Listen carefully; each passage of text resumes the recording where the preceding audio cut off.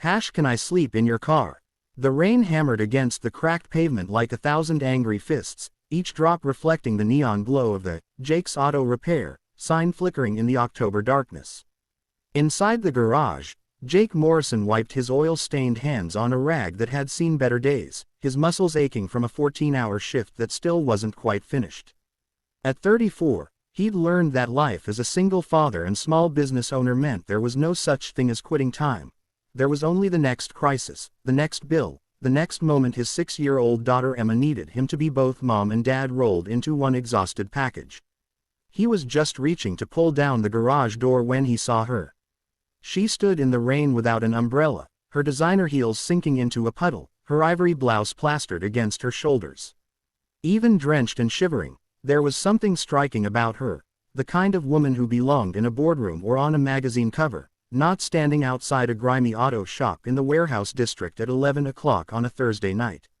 Her mascara ran in dark rivulets down her cheeks, but Jake couldn't tell if it was from the rain or from tears. Their eyes met through the downpour, and something in her gaze stopped him cold. It wasn't just desperation. Jake had seen plenty of that in his life. It was something deeper, something that looked like the last thread of hope about to snap.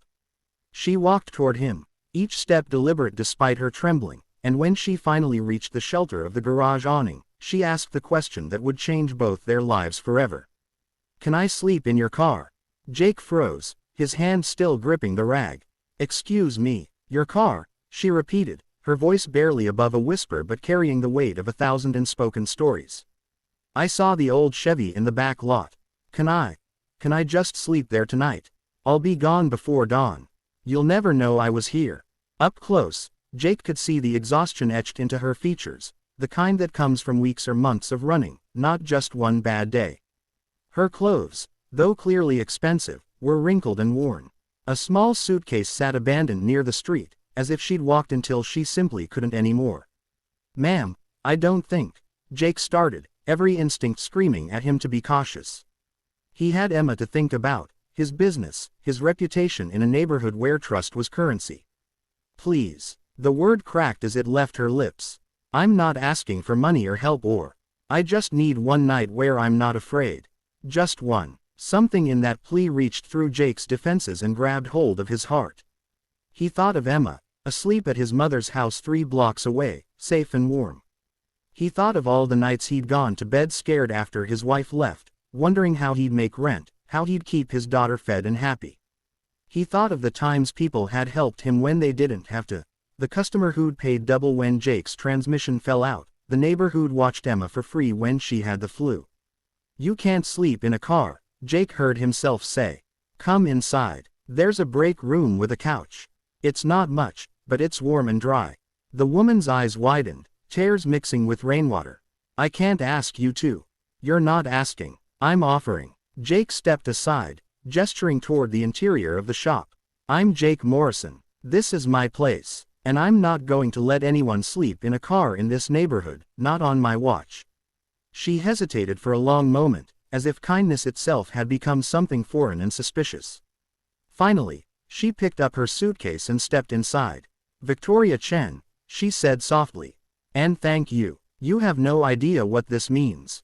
Jake led her to the small break room, a cramped space with a lumpy couch, a coffee maker that only worked half the time, and a mini fridge covered in Emma's crayon drawings.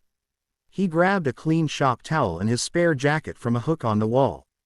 Bathrooms through there if you want to dry off, he said, pointing to a door marked with a hand-written sign. I've got instant coffee and some crackers if you're hungry. Not exactly 5-star accommodations. Victoria clutched the jacket to her chest, a genuine smile breaking through her exhaustion. It's perfect. While she changed into dry clothes from her suitcase, Jake busied himself making coffee, trying not to think too hard about what he'd just done.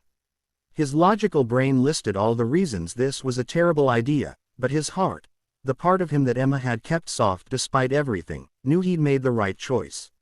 When Victoria emerged, wearing yoga pants and a sweatshirt, looking more human and less like a rain-soaked ghost, she curled up on the couch with the coffee mug wrapped in both hands like a lifeline. I was a CEO, she said suddenly, staring into the dark liquid.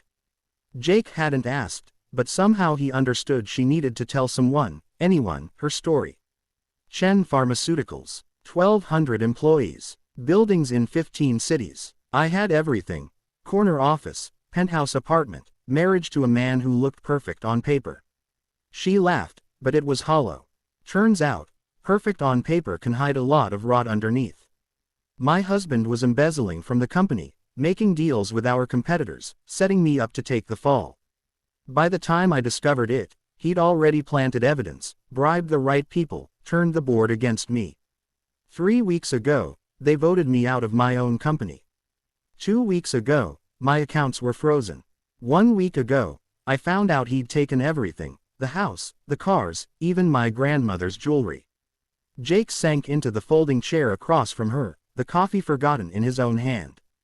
Jesus, I'm sorry. The worst part, Victoria's voice cracked. I gave up everything for that company. My friends, my family, every relationship I had, all sacrificed at the altar of success. So when I fell, there was no one to catch me. No one to call. I've been staying in cheap motels, but tonight, she wiped her eyes. Tonight the last of my cash ran out, and I couldn't bring myself to call the one person who might still care, my sister. Not after the way I treated her, not after I chose business over her wedding, over her kids' birthdays, over everything that mattered.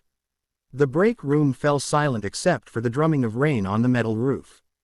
Jake thought about his own fall from grace, the wife who'd left because being married to a struggling mechanic wasn't the life she'd signed up for, the nights he'd cried in this very room after Emma went to bed, wondering if he was failing her.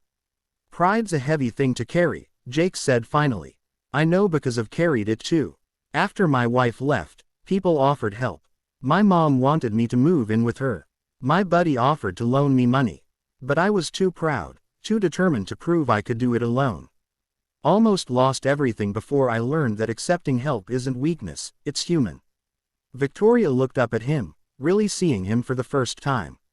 How did you learn that? My daughter. A smile softened Jake's weathered face. Emma. She was 4 when her mom left.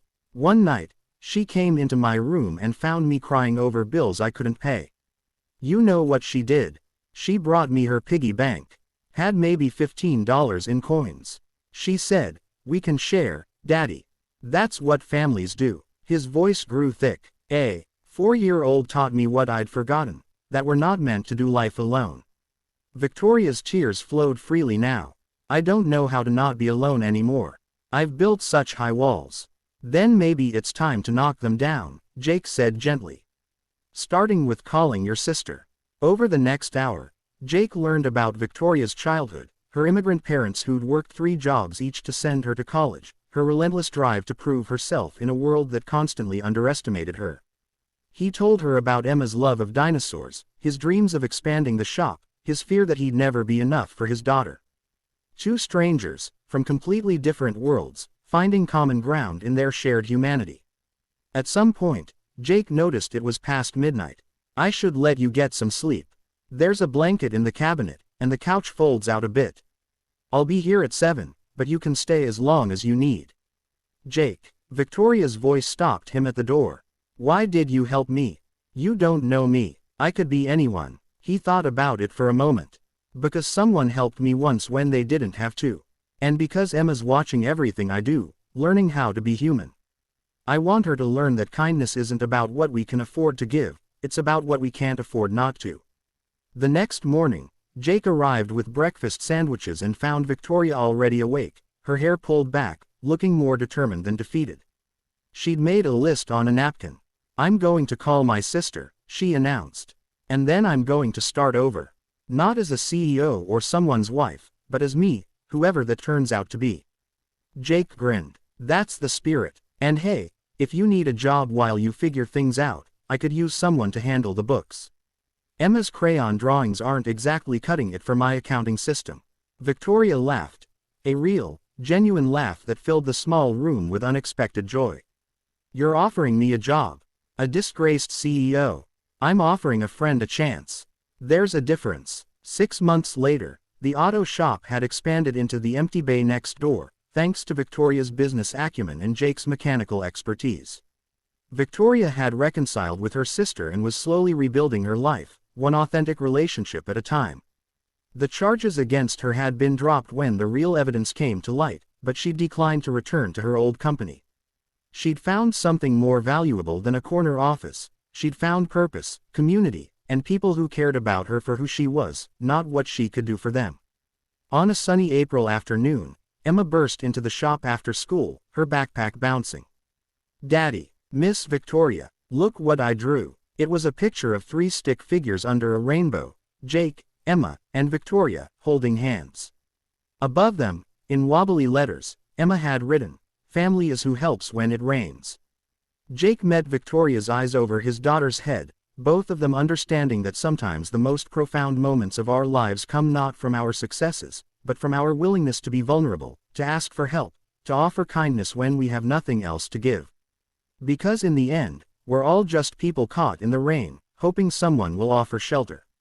And when we have the courage to open our doors, we might just discover that saving someone else is how we save ourselves.